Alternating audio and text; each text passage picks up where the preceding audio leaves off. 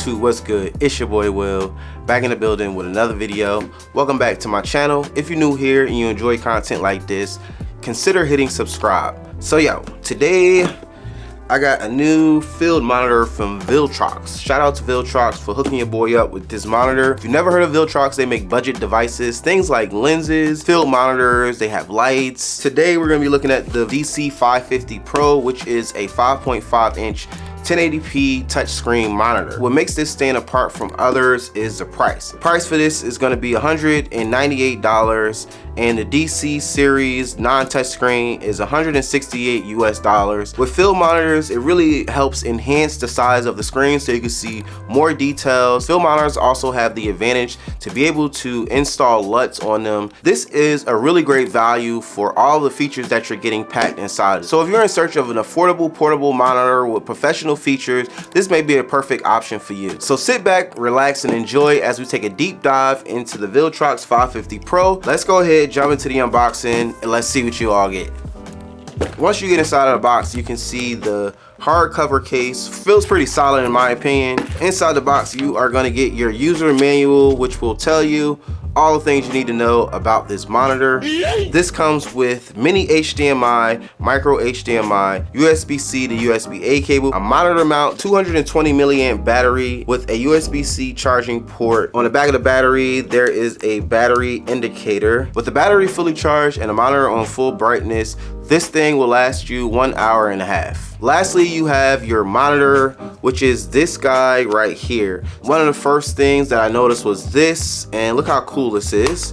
You just slap it up, and then boom, you're already ready to block the sun so you can see what you need to see inside of the monitor. This doubles as like a protection for the actual front screen of the monitor, and it's also a sun hood. You have 120 nits of brightness, 4K 30 frames per second signal input, has 178 degrees ultra wide viewing angles, true color rendering in accordance to Rec 709 International Color Standard. The product weight is 280 grams. At the bottom of the monitor, you have HDMI out, HDMI in. You have a 1/4 thread for mounting, a 3.5 headphone jack. On the right side, you have USB-C 5 volt. You have another 1/4 thread, and then you have a DC 12 in for powering. At the top of the monitor, you have a SD card slot. You use this slot to update the firmware of the monitor and also importing your Luts. Now, this monitor does not record. You have 3 function buttons and a back button. You have a dial on the side which helps you navigate through the menu. I really like the dial because it kind of goes in increments as you turn, and then you have a on-off switch, NPF 550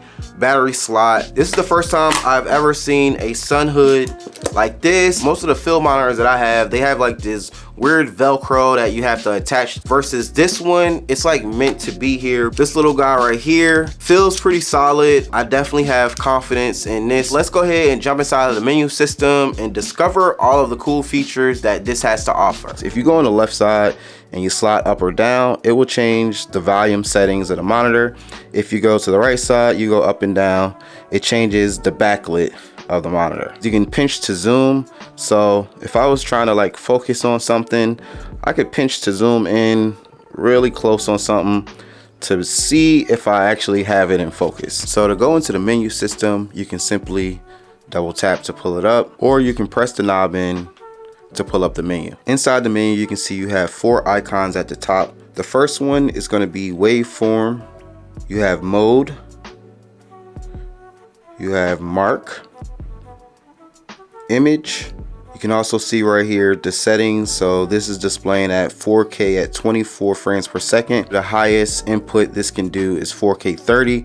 Next, you have the battery indicator. Lastly, you have your settings icon right here at the top. As you can see, the touch screen is very fluent, very easy to do. When you click on each menu, a sub menu pops up at the bottom. This is where all of your waveform settings is going to be. So if you want to do things like turn on the volume bar, you can simply toggle it like that.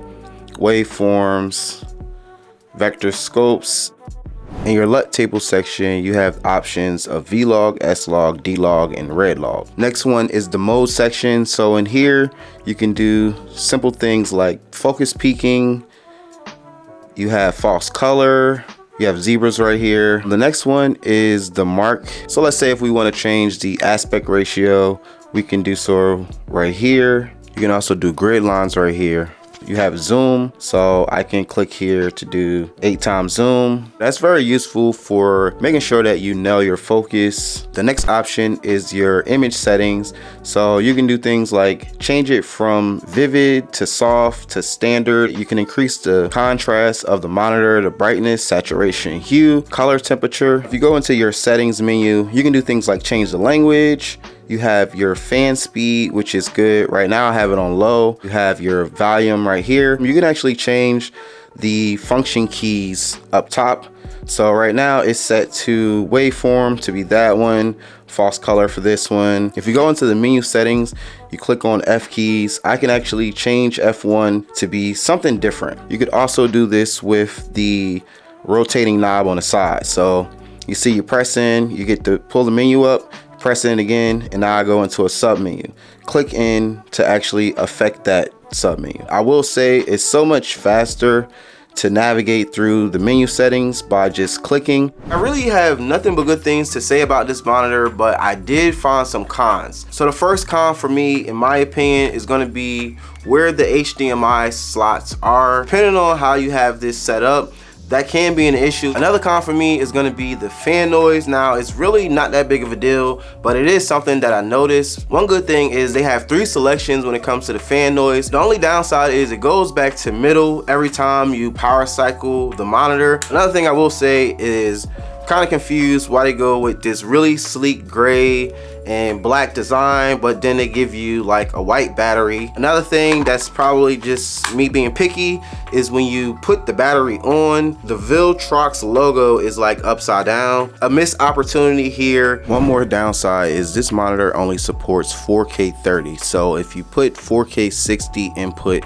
the monitor simply will not work. With this 1200 nits of brightness, you can definitely see a clear and vivid image in bright sunny conditions. The monitor is also super lightweight, which makes portability a breeze. So overall, the Viltrox 550 Pro is an awesome film monitor for content creation, videography. You can even use this as like another monitor in your setup. The price for this monitor, in my opinion, offers a lot of professional features, and I honestly think this is a really great buy. If you want to pick one of these up, I will leave links down in the description so you can go ahead and check it out. I do have some affiliate links that can save you a few bucks if you purchase through my link. So with all that being said, guys, I hope that you enjoyed this video. Hope you learned something. If you did, please don't forget to leave your boy a big thumbs up, subscribe to my channel if you have not already, and I'm gonna holla at y'all next time in my next video.